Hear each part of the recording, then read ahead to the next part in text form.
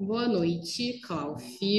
Muito obrigada por você ter aceitado o nosso convite para participar do expoente da leitura, da literatura. Boa noite, meninos, né? Boa noite aqui os alunos da UCP que já estão aqui presentes, né, com a gente. Com imenso prazer que a gente dá início, né, a mais um expoente da literatura. O Expoentes é um evento que já ocorre aqui na universidade há 15 anos, né? Ele começou ocorrendo presencialmente, mas aí, durante a pandemia, a gente acabou migrando ele para o nosso canal do YouTube e agora a gente voltou nesse sistema um pouco híbrido, né? No encontro de hoje, a gente recebe, né, o escritor e o jornalista Clauf Rodrigues. Seja bem-vindo ao CP, Clauf. Eu já agradeço desde o início, porque a ideia inicial era que o Clauf estivesse com a gente aqui presencialmente, mas por um motivo de conflito de data, né, dos eventos, a gente acabou tendo que fazer essa migração, não é, para o regime híbrido, e o Clauf gentilmente aceitou, não é, prontamente, né, aceitou essa modificação. Então, agradeço demais pela sua gentileza e disponibilidade, tá? E a gente hoje vai falar um pouquinho sobre esse livro aqui, que é o No Bico do Corvo, tá? Que foi o último livro lançado pelo Clauf. Foi o último, Clauf? Eu vi que você Sim, relançou um de poesia e fiquei nessa dúvida. sim. Primeiramente, boa noite a todos aí. Boa noite, Aline. Prazer em te conhecer pessoalmente, virtualmente, A né? gente se conhece É, virtualmente só, né? Obrigado aí pela presença de todos, o interesse em conversar sobre o meu livro. Realmente é o mais recente. Foi lançado, tem um ano que ele foi lançado. Sim. Praticamente um ano. Vai fazer um ano Uhum. agora, no dia 27 de novembro. E aquele livro de poesia é um livro que eu lancei no ano anterior, que foi, É. aliás, em 2019. E aí, logo depois veio a pandemia, aí eu não tive tempo de divulgar o livro, enfim. Aí, sempre que Uhum. possível, eu vou trabalhando os dois livros na medida do possível, né? Assim, Pois é, mas é eu um fiquei grande na prazer dúvida estar aqui porque com eu vi vocês. o evento. E aí fiquei na dúvida se era um livro novo ou se era o relançamento, mas é o Não, relançamento de é o 2019, né? anterior. Ah, Eu então, estou com outro livro novo, mas só que ainda estou terminando de escrever ainda. então daqui a pouco a gente Depois a conversa gente fala sobre sobre isso. isso. Eu vou apresentar bem brevemente um pouquinho, né, a biografia do Klaus, só para a gente ter um contexto maior, tá? E aí, Klaus, se eu falar alguma coisa errada, você, por favor, me corrija, Tá tá? bom. Klaus nasceu no Rio de Janeiro, em 56, é bacharel em jornalismo pela Universidade Federal Fluminense, com uma carreira bastante prodigiosa na TV brasileira, né? O jornalista apresentou importantes programas sobre literatura, né, como Palavrão na TV Brasil e o Globo News Literatura. É o diretor e o roteirista do longa-metragem Faz Sol Lá Sim, lançado no final de 2020, e de outros documentários para a TV sobre grandes nomes da literatura, como Guimarães Rosa, Machado de Assis e Fernando Pessoa. Como escritor, integrou importantes grupos de poesia, né, como os Camaleões, Ver o Verso e Bandidos do Céu. Realiza diversos eventos literários e projetos, né, entre eles o Saruê da Biblioteca Nacional, Poesia no SESI, né, e o Ponte Poética Rio-São Paulo. A bibliografia literária do autor é extensa, né, registra mais de 10 livros de poesia e uma enciclopédia de poesia brasileira do século XX. Como prosador e ficcionista, publicou Romance em 2001, Cachorras em 2014 e No Bico do Corvo, né, que é o livro que a gente vai conversar hoje, que saiu em 2021 pela editora Patois, né? Esse livro ele reúne 16 contos, não é? Que se entrecruzam e dialogam bastante entre si. E o corvo, né, que é o animal que dá nome, né, a esse livro, ajuda a tecer, assim como a morte, o tema da pandemia que é recorrente aqui, ajuda a tecer um pouco esse fio invisível entre essas 16 narrativas, né? Então aparece em diversos contos, né? Como coisa em si, como o próprio animal que paira sobre, não é, o navio, vai aparecer empalhado, né, dentro de um conto lá em que fala sobre um jovem coveiro, não é? Aparece como um nome de traficante. O corvo aparece aqui com várias roupagens, né? Com várias metamorfoses aqui e também como referência, né, ao poema do Edgar Allan Poe, né? Bastante famoso. Tendo então como pano de fundo a pandemia, os contos apresentam esse variado conjunto de narradores e personagens, né? Um jovem coveiro, um herdeiro fútil, a solteirona, o escritor frustrado, duas amigas, um presidente cretino e muitas outras personagens ricas e interessantes, né? Essa coletânea, ela narra com bastante humor episódios cotidianos do período da pandemia e, ao mesmo tempo, testemunha a angústia, o medo, né? Uma série de sentimentos que a gente teve durante esse tempo, né? E a gente tem aqui confinados, né, nessas páginas, então, esses personagens bastante diferentes entre si, né? E que compartilham aí o medo da morte e a tentativa de sobreviver, né, a esse tempo de doença e desgovernos, né, que vivemos aí. Enfim, apresentei bem breve para a gente poder comentar. Klauf, para a gente começar, não é, a conversar sobre esse livro, se me permite só um parênteses, foi um livro que eu gostei bastante de ler, eu fui bastante surpreendida, porque a propaganda do livro falava sempre sobre morte, e os meus alunos já me olham com uma cara sempre que eu adoro literatura e morte, é um dos temas que mais me movem, né? E eu esperava um livro sombrio, né? E fui bastante surpreendida pelo humor. Eu dei muitas risadas, né, lendo esse livro. É uma experiência bastante leve, né? E bastante divertida, ao mesmo tempo em que trata de assuntos bastante sérios, tá? Mas, enfim. Cláudio, então, para a gente começar, eu queria conversar com uma pergunta, né?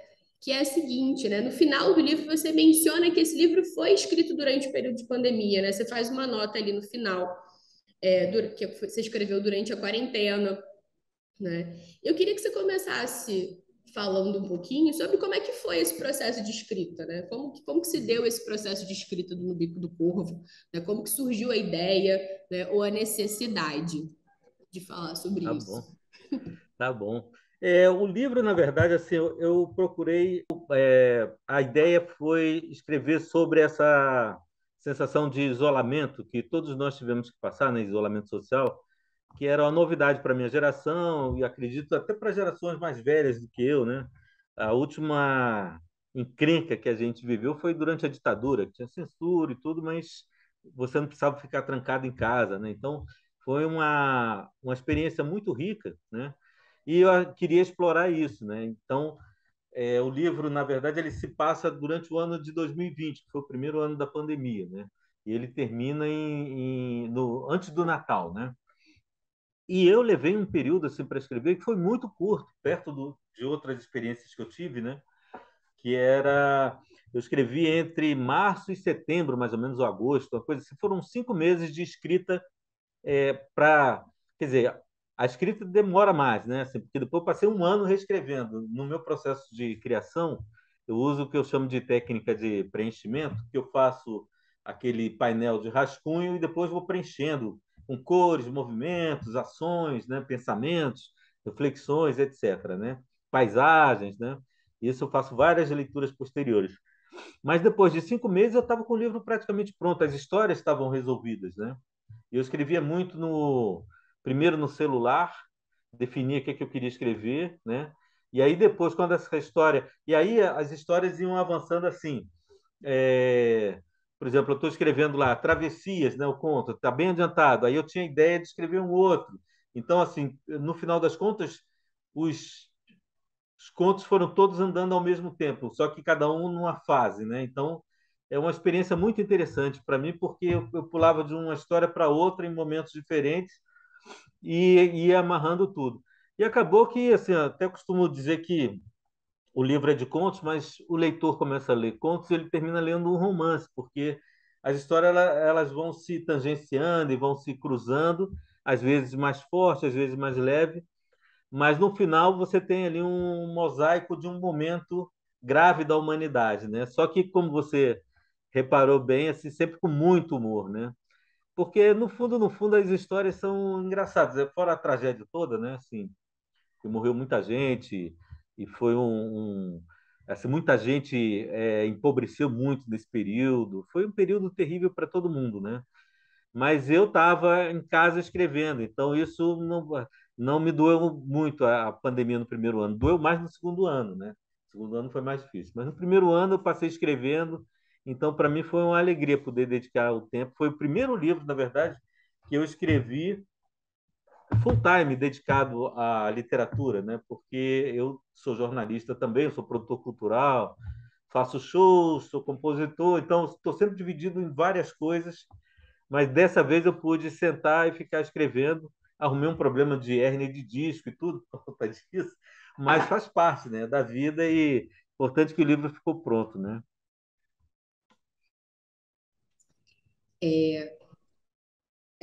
Obrigada, né, pela sua fala. Eu gosto muito que você fala dessa questão de como que esses personagens, essas histórias vão se entrecruzando, né? Porque como leitora, você vai deixando pistas, né? Você começa com um nome que aparece, e aí depois essas personagens vão dialogando e você vai voltando no conto e você, nossa, mas essa personagem já apareceu lá na frente, né? A gente fica ali naquele trabalho bem de leitor detetive ali, tentando identificar cada. A ideia é meio essa mesmo, né? Porque eu encaro a literatura um pouco como um jogo que você propõe ao leitor, né? É assim, e aí no jogo você vai dando pistas, você vai meio que direcionando o leitor para o que você acha que vai ser interessante dele observar no livro, né? Embora, assim, eu acredito também que um livro ele tem é como uma moeda que tem duas caras, né? Uma cara é o escritor, outra cara é o leitor. Então, o livro ele só se completa quando o leitor lê. E se você pensar que cada leitor é um leitor diferente do outro, então você vê quantos livros não saem de um livro, né? De uma matriz, né? Então, eu acho muito interessante encarar a literatura como um jogo por causa disso, porque aí você, assim, porque qual o objetivo final? É você manter a atenção do leitor, despertar a imaginação dele, despertar a inteligência dele, né? Testar a inteligência dele e tal, né? Então, eu também quando eu escrevo, eu penso que eu não estou escrevendo para um leitor só, né? Eu estou escrevendo para quem está do outro lado, né? E às vezes do outro lado está uma pessoa que só quer ler uma história, só quer se divertir durante um tempo lendo a história. Tem outros, como você, por exemplo, que se deliciam com as intrigas de literatura, né? Assim, tem outros que curtem mais perceber essas nuances de mistério, né? Se fica buscando essas coisas. Então tem todo tipo de leitor. Então, quando eu escrevo, eu tento não excluir nenhum leitor. Se você gosta só de ler uma boa história, você vai encontrar aqui uma boa história. Mas se você gosta de meandros, né? Você gosta de investigar, você gosta de revolver a terra para procurar coisas, você vai achar um monte de coisa também. Então, eu acho legal isso. Bem ainda nessa conversa, né? Na verdade, a gente está vivendo a gente viveu um período de pandemia, né? E literariamente agora a gente está vendo uma série de obras que foram publicadas que de alguma forma dialogam com a pandemia, né? Ou refletem um pouco aquilo que a gente viveu, né? A literatura como uma arte, ela vai de alguma forma beber, né? Nessa grande tragédia humana, né? Que a gente viveu nos últimos 2 anos. E aí, No Bico do Corvo é uma dessas obras, né, que claramente vai falar sobre o confinamento, sobre essa experiência toda. E aí eu queria perguntar para você, né, assim, primeiro, acho que você já respondeu um pouco a primeira, que era por que escrever sobre a pandemia, né? Você falou ali um pouco na sua fala inicial. Mas eu queria e aí mais, talvez mais filosófico até, né, de você como escritor, como é que você entendeu a importância da literatura nessa hora escura, né? Porque foi um período bastante tenebroso, né? Socialmente, né, com a crise sanitária e tudo isso, né? E tem uma fala que eu gosto muito, que está no conto Tudo Aconteceu em 21 Dias, né? Em que o Marcos ali, falando um pouco desses chavões na literatura, ele vai dizer, né, que a literatura, que ele entende a literatura como uma atividade libertária, né? E se isso também é uma crença sua, né? Como é que você entende esse papel da Mas, literatura nesse período, né, de horas é, escuras? mas, mas depois ele percebe, ele fala assim, que todo artista, na verdade, é um palhaço buscando a atenção do público, né? Que é o que acontece mesmo, né? Assim, como todo artista, né? Assim, no fundo, a gente quer atenção, né? É, e estava lendo agora sobre, eu estou fazendo um curso, estou dando um curso, né? Chamado Aprendizado como Escrever Romances. E dentro disso eu li alguns livros e tal. Tem um livro chamado A Cultura do Romance, que é muito interessante, que é organizado pelo Franco Moretti, com dezenas de artigos sobre a cultura do romance, né? Então, eu fui vendo assim, ao longo da história, o romance, ele sempre teve esse papel de entretenimento, né? Assim, e ele sempre sempre sofreu uma desconfiança muito grande do da elite cultural, né? Por ser um gênero que mistura ficção com a realidade, né? Então, aí estava observando, muito interessante, assim, por exemplo, na China, numa escala de 10 gêneros, o romance vinha como último, né? E isso, como isso foi mudando ao longo do tempo, mas manteve uma coisa básica.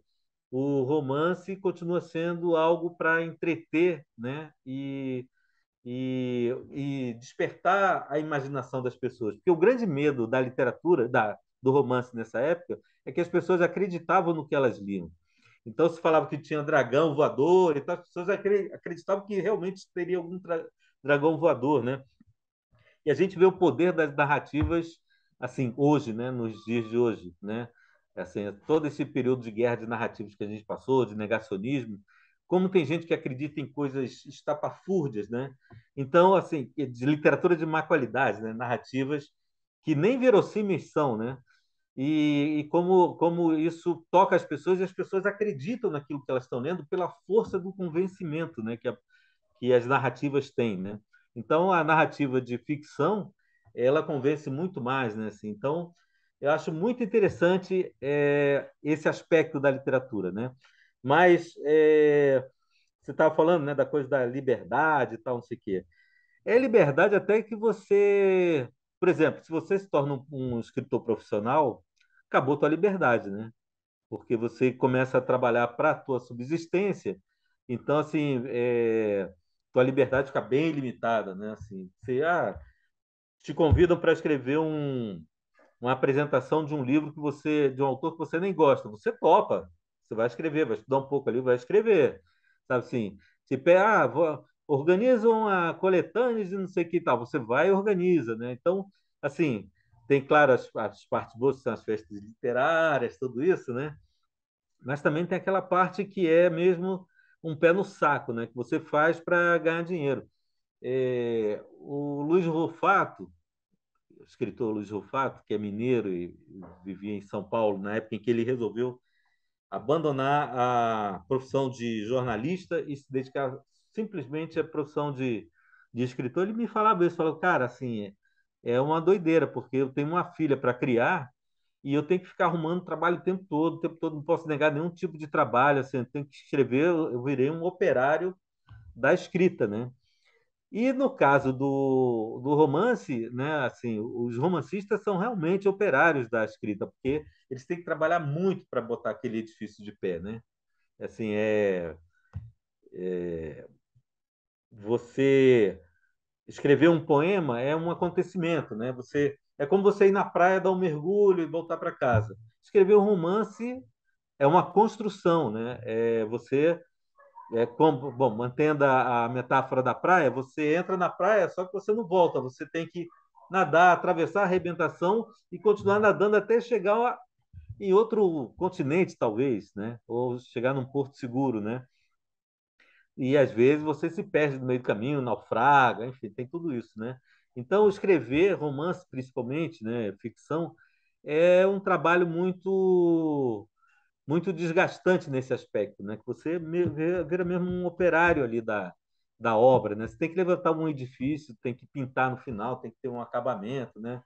Enfim, eu vejo meio a literatura assim, né? Assim, é um ofício como outro qualquer, que tem seus privilégios, né? Tem seus encantamentos. Obviamente, pô, eu passei o tempo que eu passei escrevendo esse livro foi uma diversão, assim, e me fez muito bem, né? Só que assim, aí me deu problemas de coluna, enfim, tem uma série de coisas. Mas, assim, vale a pena, assim, não é uma coisa ruim, né? Assim, é trabalhoso, mas como toda profissão tem seu aspecto positivo e seu aspecto negativo. Costumo falar, por exemplo, do ator, né? O ator, as pessoas acham que o ator é só chegar ali e fazer o show e tal. Não, ele tem que ensaiar para caramba, ele tem que estudar o personagem. E tudo isso numa atmosfera de insegurança pessoal muito grande. Ele não sabe se aquilo está funcionando, né? Então, assim, trabalho de artista é pesado, viu? E ainda tem gente que fala assim, quando pergunta assim, o que que você faz? Eu sou escritor, mas qual a sua profissão? O que que você faz, né? Assim, você escreve por hobby, né? Por prazer e tal. E às vezes não é assim, você escreve porque tem que escrever, né? A gente vem dos lugares comuns, né? Que é uma inspiração. Eu sou mais Lobo Antunes, acho que literatura, escrever é exercício de trevas de vez em quando, dependendo do que você está escrevendo, né? Então, assim, a gente romantiza, né? Alguns escritores gostam de romantizar muito esse processo, né? Eu gostei muito Como de tem outros, pensar como como tem outros também, mesmo, né? Aline, como tem outros também que gostam de colocar um peso nisso, né? Falar assim, a escrita, o sofrimento, eu sofro muito escrevendo e tal, não sei o quê. Tá mentindo ou tá fazendo charme, né? Não sofre, assim. Porque é o trabalho, você chega em alguns impasses e você tem que resolver aqueles impasses. Eu costumo dizer que escrever é resolver problemas, né? Então, assim, você tem um problema na frente. Você decide escrever um livro chamado No Bico do Corvo, como é que eu vou resolver esse livro, né? Como é que eu vou chegar a isso aqui, né? Então é um problema atrás do outro. Só que é um problema que você se impôs, né? É diferente, por exemplo, de uma encomenda. No caso aqui, não era uma encomenda, né? Se fosse uma encomenda, eu teria talvez sofrido um pouco mais.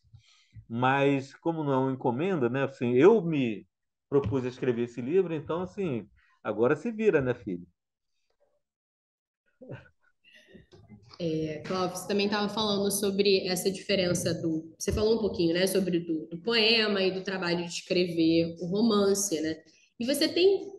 É uma diferença bastante numérica, né, entre a quantidade de livros de poesia que você tem. E, se eu não me engano, é o terceiro livro de ficção, né? Você tem dois É o terceiro de ficção e 10 de poesia. aí de poesia. Ah. Você está levando uma vantagem aí bastante Mas grande. eu comecei escrevendo poesia, né? Não, e aí, minha pergunta era sobre isso, né? Em qual dos gêneros você se sente mais confortável atualmente, né? É, porque são processos criativos bastante distintos, né? Você já falou um pouquinho sobre isso. É o seguinte, eu me sinto confortável em qualquer dos gêneros. Eu já me senti menos confortável na ficção, porque eu tinha muita coisa para aprender. Eu queria escrever, mas eu não sabia muita coisa. Eu tinha que aprender, né? Então, assim, sofri muito no meu primeiro livro, apanhei muito, assim, sofri aquela coisa, né? Que você já falamos sobre isso, né? Sofri porque, assim, eu achava que ia escrever o livro em 3 meses, né? Porque poesia eu escrevia assim, né? Então, eu achava que em 3 meses eu estava com o livro pronto e levei 3 anos para escrever, né? E mesmo assim, nos últimos 3 meses eu tive que parar tudo que eu estava fazendo e me dedicar só ao livro, senão eu não conseguia fechar o livro, né? E, e é isso, assim, na poesia, como eu disse, poesia é mais um acontecimento. Então, às vezes, você acorda, aí você vem uma imagem na sua cabeça, né? E aí você fala, isso aqui dá um poema. E aí você começa a desenvolver, daqui a pouco você tem um poema ali que você pode trabalhar até uns 10 anos depois, você ainda está trabalhando naquele poema, mas o poema já existe, né? Agora, no romance é um pouco mais complicado, como eu disse, né? É uma construção. Você tem que quando eu comecei a escrever ficção, só para situar assim, meu primeiro livro é de 1977, é um livrinho de poesia que tem um pouco de prosa no meio, era muito oswaldiano, sabe aquela coisa assim? Era um livro que depois virou minha obra imatura, né? E depois eu publiquei outros livros, né? Fui publicando outros livros de poesia ao longo dos anos 80. Eu tive o grupo Os Camaleões, sempre na poesia, mas eu escrevia de vez em quando prosa. Tinha uma ideia de escrever um livro, aí sentava e escrevia loucamente durante 30 dias, sei lá. Aí tinha ali 40 páginas, quando eu ia ver, eu falei, pô, eu estou perdido aqui, que história eu estou querendo contar? Eu não sabia nem direito a história que eu queria contar. Então, para você ver, de lá para cá já evolui bastante, mas porque eu fui entendendo o processo de escrita de ficção para a minha natureza, né? Porque tem escritor, por exemplo, que diz que não, o escritor tem que acordar 8 horas da manhã, sentar, escrever até meio-dia, parar para o almoço, almoça, toma um café, aí trabalha até as 5 da tarde, tal, não sei o quê, faz uma pausa. E eu não sei, não consigo trabalhar assim porque eu faço muitas coisas ao mesmo tempo. Então, eu precisei achar uma rotina que fosse adequada para meu jeito de ser, né? Que também eu sou muito disperso e tal. E eu fui encontrando. E aí, tanto que no último livro agora eu escrevi muito mais rápido e com muito mais menos sofrimento, digamos assim, né? Do que no primeiro livro, né? Então, eu me sinto assim, também eu comecei a escrever ficção com mais afinco mesmo, como um desafio para mim mesmo, né? Para eu me meu movimento é todo em torno de desafios pessoais, né? Então, chegou um ponto que escrever poesia ficou muito fácil para mim. Escrever um poema sobre a Aline, né? Aí escrevo um poema sobre você. Escrever um poema sobre a planta, escrevo um poema sobre a planta e tal. E eu percebi que estava ficando muito fácil escrever poesia, que eu precisava me testar um pouco mais, né? E aí eu comecei a escrever prosa para valer mesmo, né? Não mais aqueles delírios de sentar, escrever, escrever, escrever, que não chegava a lugar nenhum. E aí eu comecei assim, e para mim era muito difícil também ter essa disciplina de não avançar no computador para escrever, né? De primeiro deixar a história consolidar mais na cabeça. Uma ideia que eu tive ontem, que achei genial, hoje já não é tão genial, então se deixar essa decantação das coisas, né? E deixar aí solidificando a ideia, né? Assim, antes de sentar para escrever, porque aí quando você senta para escrever, você já está na cabeça, você já tem várias anotações e aí a coisa flui com muito mais facilidade, né? Mas aí também eu comecei a compor por causa disso, porque às vezes eu estava com preguiça eu tinha uma ideia, né? Assim, quando você tem uma ideia, às vezes você pensa, assim, isso pode dar será que isso dá um romance? Será que isso dá um conto? Será que isso dá um poema? Será que dá uma música, né? E aí eu comecei a compor também, porque às vezes assim vinha uma coisa que era musical, e aí eu comecei a compor e aí cada vez compondo mais, né? Eu tenho mais de 100 músicas feitas, fora mais umas 200 que estão pela metade, que eu às vezes não tenho tempo de terminar, né? E vai ficando, né? Mas é isso, aí eu vou me virando nessa aí. Também faço cinema de vez em quando, né? Que não é uma. Para mim, não é. Porque por enquanto, estou fazendo documentários, né? Mas eu quero fazer ficção também. Já tenho ideias para alguns filmes ficção. Só que cinema é mais complicado, porque cinema é um risco muito grande, né? Assim, de você, inclusive, ficar endividado, não conseguir terminar o filme, arrumar inimizade com pessoas, ficar devendo às pessoas, essas coisas, né? Cinema no Brasil é muito complicado de fazer. Mas eu também trabalho nessa área de cinema, né? Então, fora como jornalista também, né? Assim, gosto de tudo isso, assim, eu não quero abrir mão de nada, assim. E cada vez eu quero incorporar mais coisas. Estava lendo um dia alguns anos uma entrevista do Paulinho da Viola, acho que quando ele fez 50 anos ou 55, sei lá por aí, ele falando que você, depois dos 50 anos, você tem que decidir é, se você é, se você não aprendeu até agora, você não vai aprender, né? Esse tipo de coisa assim. E eu acho o contrário, assim. Eu acho que é muito interessante toda vez que eu descubro uma coisa que eu aprendo uma coisa que eu não sei, é como se eu ganhasse novas asas, sabe assim? Compor mesmo era uma coisa assim. Eu tocava um pouco de violão nos anos 80, tive até duas bandas, mas eu só fazia as letras, eu nem subia no palco, só falava poesia, né? E de repente, quando virou o século, né? Ano 2000 por aí, eu tinha lá um violão velho, com as cordas todas ferradas, o violão todo desafinado, todo ruim o violão, né? Faltando corda. E aí, o meu filho mais novo, ele tinha uma aula de fim de ano, ele fazia musicalização, né?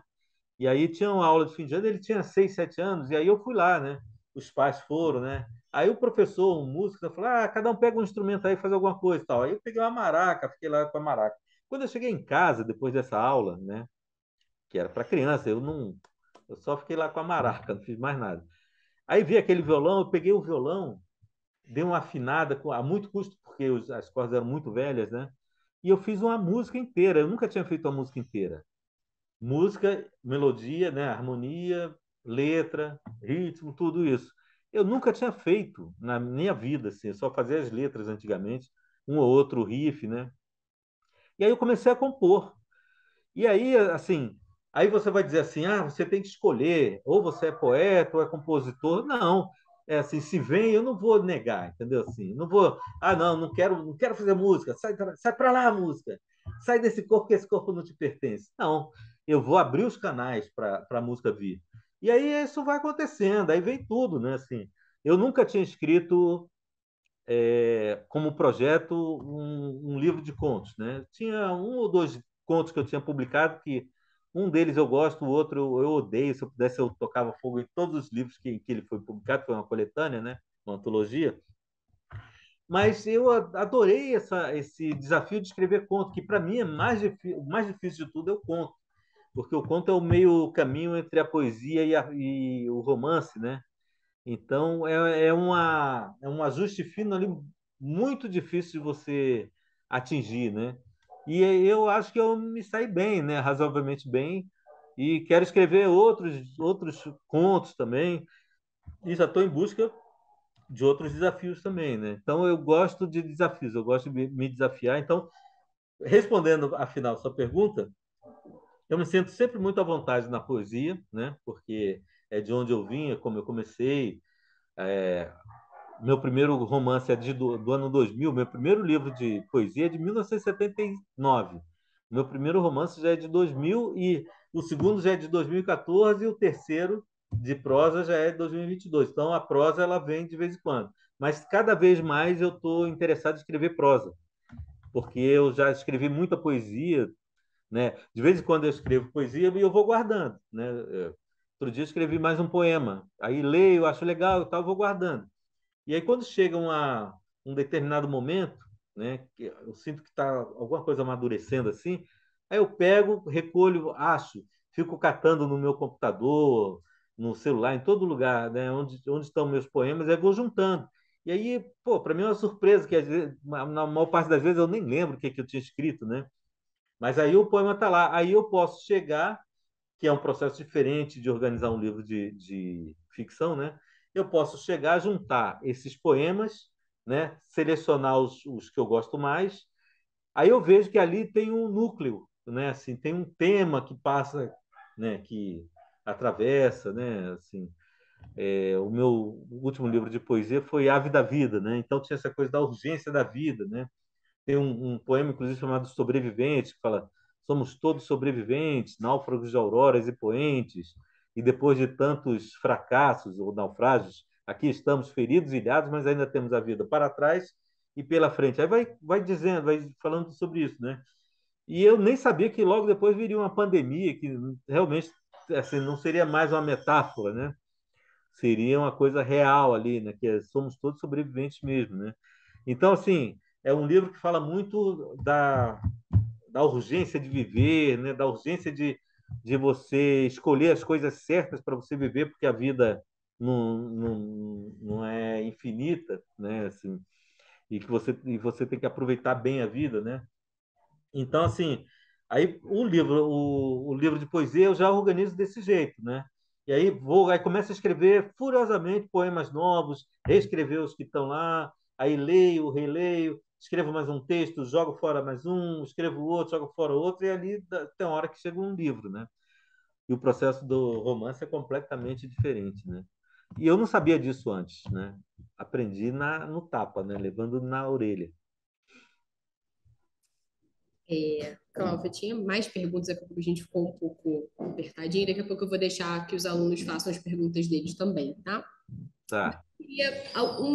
Uma coisa que ficou muito evidente para mim lendo no Bico do Corvo além do escritor, o leitor, né? Você traz uma gama de escritores para conversar, né? Não só no primeiro conto, mas você faz citação a Fernando Pessoa, ao Calvino, a Hilda Hilst, né? O próprio Edgar Allan Poe, que já está presente de alguma forma ali, né, na imagem do corvo que dá nome Sim, ao livro, né? E aí eu queria perguntar para você, né, como poeta, como romancista, né, como escritor de fato, né, que poetas te interessam mais, né? Assim, alguns escritores são inclusive recorrentes em mais de um dos contos, né? O Lobo Antunes me sim, chamou a atenção porque eu sou professora de literatura portuguesa, então a gente acaba não pode ver sim, o nome português que já fica aí, ele leu Lobo Antunes, né? Que aparece, né, citado na briga, aparece depois, né, citado com uma frase do Lobo Antunes que aparece mais para frente, né? Então, com quem que você dialoga, de fato, quem te inspira, né? Com quem que você quer ali estabelecer algum tipo de conexão em termos de literatura, né? De sim. inspiração. A gente sabe que tem essa coisa, né, que escrever, quando você escreve, você está em diálogo com não só com os escritores da tua época, como os escritores de todos os tempos, né? Assim, o processo de emulação, né? Assim, da literatura passada, da tradição, que você vai incorporando para você deixar o seu tijolinho ali nesse edifício da literatura, né? Mais ou menos isso. Então, assim, na poesia, por exemplo, Jorge Lima, Mayakovsky, Whitman são assim o meu tripé na poesia são esses três caras aí, né? Mas aí tem o Fernando Pessoa, tem o Drummond, tem o Manuel Bandeira, Mário Quintana. De cada um deles vem algo, né? Assim, o próprio Edgar Allan Poe, né? Agora, aí vem na prosa, aí vem o Edgar Allan Poe, vem Machado de Assis, vem Dostoiévski. Dostoiévski é bem presente, mas do lado do humor do Dostoiévski, que ele é um escritor muito que tem um humor muito refinado, né? E eu aprecio demais isso. O Raymond Chandler, o próprio Lobo Antunes, o John Fante também, né? Assim, tem mais alguns, mas assim são muitas as referências. E eu, na época em que eu trabalhei diuturnamente, né, como jornalista de literatura, eu conheci muita gente e tive que ler muitos livros também, né, assim. E ler profissionalmente é diferente de você ler como leitor, né? Ao ler profissionalmente, você apreende uma série de coisas que o leitor comum não apreende, né? Então, assim, são muitos e aumentam a cada vez, assim, sempre tem mais um. Por exemplo, no meu livro Ave da Vida, um escritor que está muito presente ali é o Nicanor Parra, que é um chileno que morreu com quase 100 anos, é irmão da Violeta Parra, né? E é um poeta maravilhoso. Ele escreveu um livro chamado, em 1956, foi o ano em que eu nasci, ele publicou um livro chamado Antipoesia, né?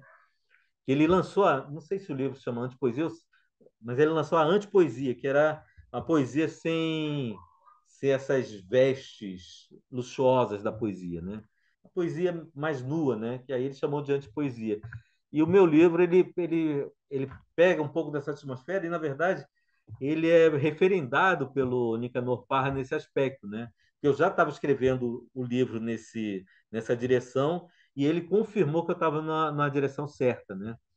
Então, assim, são vários, né? Tem Stendhal, tem Oscar Wilde, que eu sou um grande admirador, porque ele para mim, o maior frasista da literatura universal, né? Ele é um cara genial, né? E, obviamente, assim, quando você escreve, nada disso fica muito evidente na tua literatura, porque são referências, né? São diálogos que você vai mantendo com alguns escritores, né? Inclusive, lá em Alagoas, eu tenho vários amigos lá, de vez em quando eu estou fazendo coisas lá, eu sou um grande divulgador da obra do Jorge de Lima, né? E, inclusive, agora vai sair no final do ano um romance dele sensacional chamado Calunga, que é um romance de 1930 e trinta e poucos. É maravilhoso esse romance. Assim, ele ombreia com todos os grandes dos anos 30 ali, com Vidas Secas, País do Carnaval, Capitães da Areia, o 15 e tal. Ele está lá, está entre esses grandes. Só que ele já era um poeta muito famoso por causa dessa Negra Fulô, então ele não foi muito assimilado como romancista naquele período. E agora a Companhia das Letras está relançando os livros dele e me pediram para escrever uma apresentação e eu reli o livro assim, fiquei embasbacado com o livro, né? Assim, o livro realmente é incrível, fala de um Nordeste que é diferente do Nordeste do sertanejo e tal, é que se passa no mangue, né? Nos mangues das lagoas de Alagoas, né? Então aí eu estava lá uma vez e me perguntaram, qual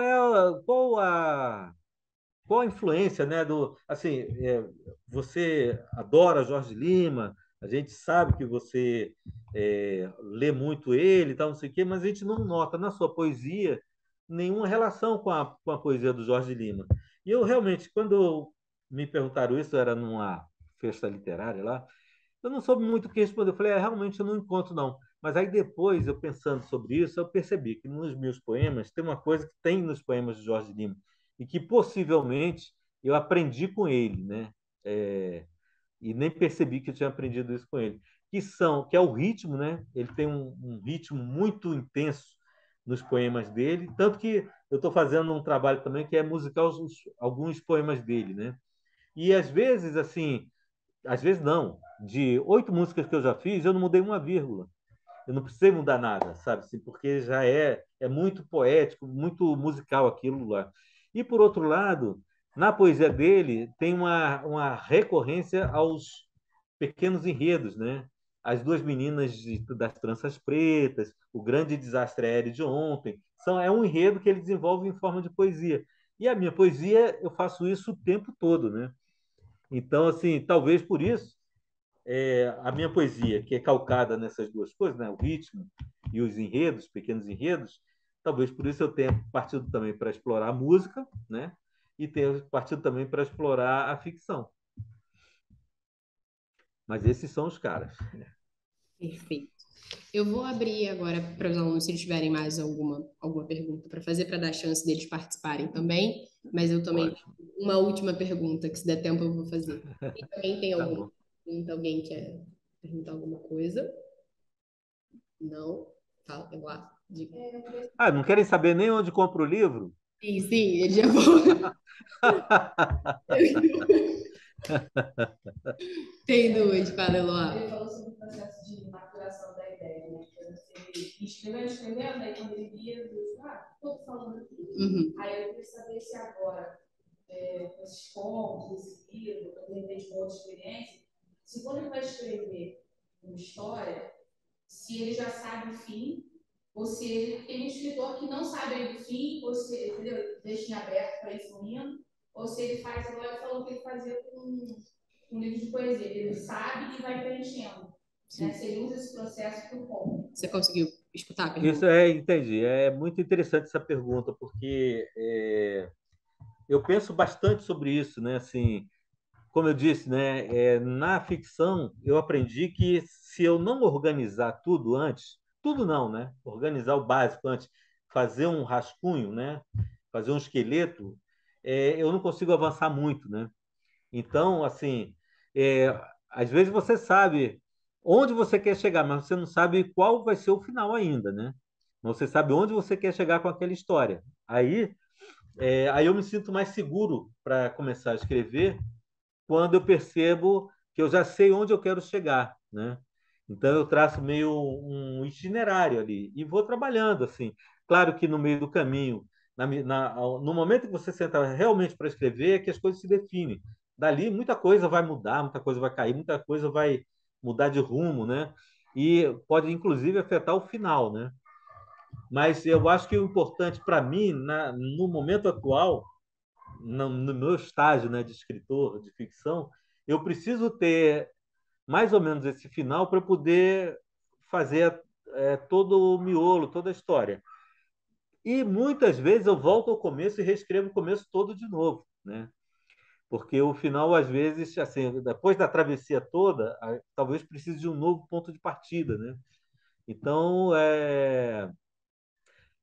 por exemplo, nesse caso aqui, tem os textos do Corvo, o texto inicial do Corvo, né, que é um introito ali, né, uma introdução, aquilo foi a última coisa que eu escrevi. Né? Então, aí você vê assim, e a ideia também é essa. Depois que você faz tudo isso, você faz uma última leitura, corrigindo, para dar a sensação para o leitor de que o livro foi escrito da primeira à última linha. Uma vez, eu, entrevistando o Saramago, isso na época em que eu tinha acabado de lançar o primeiro romance, né? tinha sofrido muito com aquilo, né? Porque o meu sofrimento maior é esse, né? Assim, eu não consigo escrever da primeira à última linha. Então, o que que eu fiz no romance? Eu abri 5 pistas, como 5 capítulos. Então, eu chegava em casa, vou escrever sobre a separação do casal. Ia lá na pista da separação e escrevia. Vou escrever sobre quando eles se conheceram. Aí, lá no começo. E assim, foi um artifício que eu achei para poder escrever, porque senão eu não conseguiria escrever o romance. E aí, mas sim, como eu não sou escritor não sou romancista de ofício, né? Quando eu encontrei o Saramago, eu falei, pô, vou perguntar a ele, né? Assim, como é que ele escreve? Se ele, porque já era a época do computador. Antes do computador era mais complicado isso, mas na época do computador é escrita não linear, né? Você pode escrever assim, do jeito que você quiser, editar do jeito que você quiser o texto. Aí eu perguntei a ele, e aí ele ficou meio assim, ele ficou até meio desconfiado. Ele falou assim: não, eu escrevo da primeira à última linha, porque como é que eu vou saber o que acontece com o personagem na página 70 se eu ainda não escrevi a página 30, né? Aí aquilo me deixou meio mortificado. Falei, pô, realmente o cara tem razão, né? Dentro daquela lógica portuguesa dele, né, lusitana, ele realmente tem razão. Como é que ele vai escrever página 70 se ele ainda não tem a página 30, né? Fiquei encasquetado com aquilo. Aí encontrei o Paulo Coelho. Aí fez a mesma pergunta para o Paulo Coelho. O Paulo Coelho me respondeu a mesma coisa. Falou: não, eu escrevo do começo para o final e vou escrevendo, escrevendo. Aí eu falei: pô, danou-se, né? Eu estou completamente equivocado com isso, né? Mas quando eu comecei devido também ao meu trabalho, né, como jornalista, eu entrevistei centenas de escritores, né? Então eu conheci o processo de vários escritores. Então eu comecei a conhecer escritores que tinham as mesmas dificuldades que eu de escrever daqui para lá, né? Assim, às vezes escreve do final. E aí eu costumo dizer que meu livro, o primeiro livro, foi escrito do meio para as bordas, né? Que era uma imagem que condizia bem com a maneira como eu escrevi, né? E aí depois isso já evoluiu para uma outra coisa que é o seguinte, é essa coisa do roteiro, né, digamos assim, né, de você ter um roteiro que aí fica mais fácil de escrever, porque aí no meu segundo livro, Cachorras, era uma história que era muito calcada no diálogo entre dois personagens homens, né? Então o que que eu fiz para simplificar meu trabalho? Eu, na hora das descrições, né, de ação, eu botava só uma rubrica. Fulano entrou na sala, encontrou Cicrano. E aí vinham os diálogos. E aí eu consegui, dessa maneira, terminar o esqueleto do livro, né, do começo para o final. Na verdade, não chega nem a ser um romance, diria mais uma novela. Eu consegui escrever até o final em um mês. Em um mês eu tinha esse esqueleto pronto, né? E aí foi o trabalho. Agora o trabalho é transformar isso em literatura, né? Porque as rubricas, essas rubricas de entrada, saída, não sei o quê, não tinha nada ali. Então, desenvolver isso literariamente foi o que mais deu trabalho. Mas como eu já tinha a base, eu já sabia como é que onde eu ia chegar e como é que eu queria chegar. Então, esse trabalho foi maravilhoso também, porque aí depois aí vira só uma diversão, né? Que aí você fica ali brincando com os personagens, dá linha na pipa de um personagem, daqui a pouco você corta ele. Então, não sei se eu respondi a pergunta, mas é isso. Eu continuo cada vez eu vou assimilando essas coisas, né? No meu próximo livro, quer dizer, eu já estou escrevendo os próximos livros, né? Porque eles estão em construção já tem alguns anos, né? Mas eu também eu tenho o hábito de começar por anotações, né? Ou de trechos mesmo do próprio livro, ou de ideias que eu vou desenvolver depois, ou uma coisa que eu achei interessante que eu quero usar naquele romance, uma frase que eu ouvi que eu acho que cabe naquele romance. Eu vou anotando tudo. E chega um momento que aí não dá mais para anotar, tem 50 páginas de anotação, o que, que você vai fazer com isso? Vai jogar fora ou vai fazer o quê? Aí você passa tudo para o computador e vem um trabalho mais chato e que às vezes dá vontade de desistir no meio, que é organizar isso. Que é um trabalho de edição, pega daqui, joga para cá, pega daqui, joga para cá, joga isso fora. E isso é muito cansativo. É muito cansativo porque você tem que ter muita atenção e você tem que ir lendo e acompanhando o que você está, para você também não jogar fora coisas que você quer aproveitar, né? Assim, enfim, aí é, a partir daí, aí depois que você limpa esse coisa, dá uma organizada, aí começa a diversão, né? Mas é isso. Respondeu sim, obrigada. Tem mais uma pergunta, Viviane, né? Eu quero saber, quando no momento que ele está escrevendo uma obra, se ele costuma ler outros autores, outros livros, se, porque alguns autores não costumam não ler nada, para não ter nenhuma influência na sua escrita, não sofrer nenhuma influência com outras obras. Se ele tem esse hábito, ou se não, ele consegue ler qualquer outro autor que nada influencia na escrita dele. Deu E para se no momento ele está lendo algum livro? Sim, sim, sim. Deu para ouvir? Se eu leio outros autores quando estou enfronhado No processo de num, escrita, você lê sim, outros autores, e a última sim. foi o que você está lendo agora. Tá. Bom, tem essa coisa, né? Assim, o Cacete Planeta tinha uma piada que ele falava assim, que era o Agamenon, ele fazia às vezes de crítico, né? Ele falou assim, vou escrever sobre o livro tal que eu não li para não ser influenciado, né? Então ele escrevia, ele não lia nem o livro sobre o qual ele ia escrever. Eu conheço escritores assim que quando estão escrevendo não querem ler outros para não sofrer influência. Eu sou o contrário, assim. Eu sou o contrário. Às vezes, e não só ler, como ver séries pra caramba, ouvir música beça, assim. Eu fico completamente aberto a tudo, né? Eu fico que é o estado de poesia, né? Assim, eu fico completamente aberto e acho muitas soluções às vezes lendo um livro assim que tem muitos livros aqui em casa, muitos mesmo, né? Eu sou do tipo acumulador, não jogo fora, assim, né? É difícil isso para mim, mas eu estou sempre lendo alguma coisa, né? E às vezes estou lendo alguns livros ao mesmo tempo, né? Então, não só aprendo muito lendo, como às vezes você pega um livro, sei lá, do Ítalo Calvino, né? E aí você vê uma passagem lá que você fala assim, cara, essa solução que ele encontrou para cá, eu posso usar adaptando para uma sequência do meu livro que não está bem resolvida. Então, é a coisa da emulação que eu estava falando, né? Do diálogo com os outros autores. E isso, para mim, assim, é o tempo todo. Eu leio, eu não mudo muito minha rotina quando eu estou escrevendo, né? A não ser que eu dedico muito mais tempo a escrever do que normalmente eu dedico, né? Mas eu estou sempre muito ligado no que está acontecendo, e a leitura da vida mesmo, as coisas que acontecem na rua, tudo para mim é matéria de trabalho, né? De ofício, né?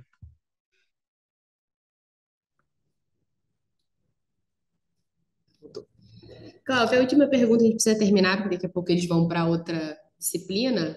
É Sim. onde a gente encontra, você fazer propaganda, né? Onde a gente consegue comprar no Bico do Corvo, onde está disponível. Pronto. No Bico do Corvo, assim, eu precisava publicar esse livro com muita rapidez, né? Porque, enfim, porque eu sou assim, porque eu gosto de assim, esse processo das editoras, eu acho que as editoras elas têm que mudar um pouco a maneira delas atuarem, né? Porque, em geral, assim, você manda um livro para uma editora para avaliar, eles levam 3, 4, 5, 6 meses, às vezes, para avaliar e te dar um retorno. E aí, se o retorno é positivo, eles falam assim, mas vai ter que entrar na fila, só vai ser publicado daqui a 2 anos, né? Aí tudo bem, assim, se você já tem uma editora que publica todos os seus livros, esse processo fica mais simples, né? Porque você pode vender a ideia de um livro hoje e ir ganhando tempo enquanto tem esse período todo, você vai desenvolvendo o livro e vai melhorando o livro mesmo, né? Mas eu não tinha esse tempo, então até fiz contato com 2 ou 3 editoras, ninguém estava publicando nada na época, foi por aí, setembro de 2020, né? Foi o primeiro quando comecei a fazer contato. E, assim, eu vi que por uma grande editora, ou mesmo uma média editora, eu não teria como publicar esse livro com a agilidade que eu queria publicar, né?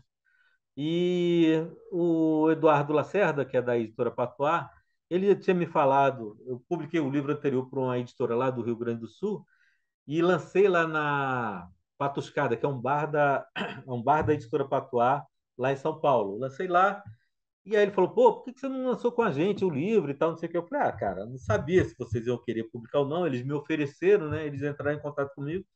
Falou, porra, a gente publica tanta coisa, tanto autor aí, por que não ia publicar logo você, pô? eu admiro sua obra e tal, não sei o quê.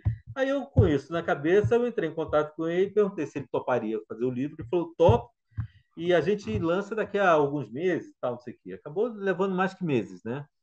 Mas teve esse processo. Aí eu publiquei por eles lá, que teve essa vantagem, mas tem essa outra, tem uma desvantagem, que é o seguinte: eles não distribuem o livro em livrarias.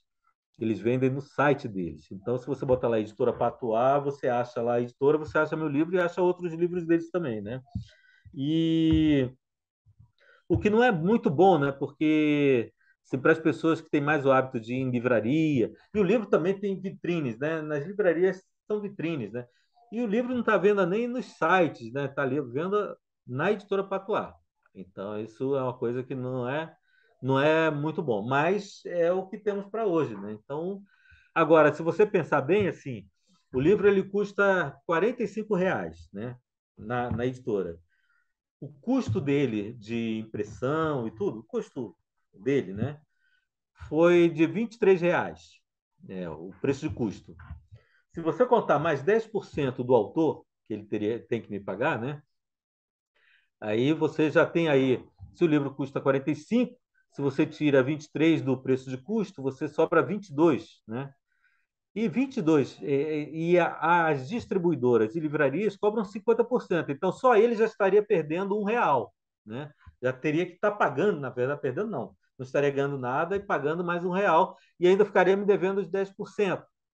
Então, eu entendo, assim, talvez, porque também ele aposta em livros bonitos. Esse livro é maravilhoso, o trabalho gráfico dele é ótimo. Eu ia comentar, Tal, essa é uma edição muito bem feita e muito bonita do livro. é, talvez ele devesse investir também, fazer uma edição de bolso, né? Que aí o livro poderia custar R$ 25 e ele ainda ganha dinheiro com isso, né? Assim, e distribuir nas livrarias, né? Mas o negócio dele, ele resolve do jeito que ele achar melhor, né? Assim, eu não posso fazer nada com relação a isso. Então, aí eu indico assim, quer o meu livro, pô, procura lá na editora, dá uma força aí, tio. É uma boa, acho que o livro merece, o livro merece. Eu acho que é um livro que, Esse assim, é um bom por livro. toda essa conjuntura, eu acho que ele não vai atingir muita gente, não, vai atingir pouquíssimas pessoas, né? Então, por isso que eu falo, poxa, leia o meu livro e tal, porque ele merece, realmente merece. Merece, é uma leitura, não é porque você está aqui, não, né? Porque eu estou na sua frente, né? Mesmo que virtualmente, mas é um livro de uma leitura muito prazerosa. É uma leitura Ah, muito que bom. agradável, além de, né? Nem sempre literatura precisa ser agradável, não, mas no caso é uma leitura bastante Hum. agradável. Acho que realmente, se o seu objetivo era atingir um público bastante variado, eu acho que ele foi bem sucedido no seu livro. Ó, obrigado, obrigado. Alf, muitíssimo obrigada. E desculpa pelos problemas técnicos que tivemos hoje, assim, a gente acaba correndo esses riscos, né? Mas eu te agradeço Sim. muito por ter se disponibilizado para vir falar com a gente, conversar um pouquinho sobre o No Bico do Corvo. Muito obrigada. Eu adorei o convite, Aline. Muito obrigado a você, os alunos todos aí que estão aí. Pena que eu não possa É, a gente não vê-los. consegue. Tchau, Ó, pelo menos. Eu já. vamos dar um tchau aí. Cadê? Espera aí. Saiu um pouco. Aí, gente, muito obrigado, tá? Espero que vocês curtam o livro aí. Qualquer coisa, pede emprestado a ela, pede emprestado a Aline, que ela empresta aí, tá? Tá bom? Obrigado aí. Tudo de bom para vocês. Cláudio, obrigada. Tudo de bom. E acho que foi. Acho que foi. Tá me ouvindo ainda, pelo menos? Estou te ouvindo, só estou te ouvindo.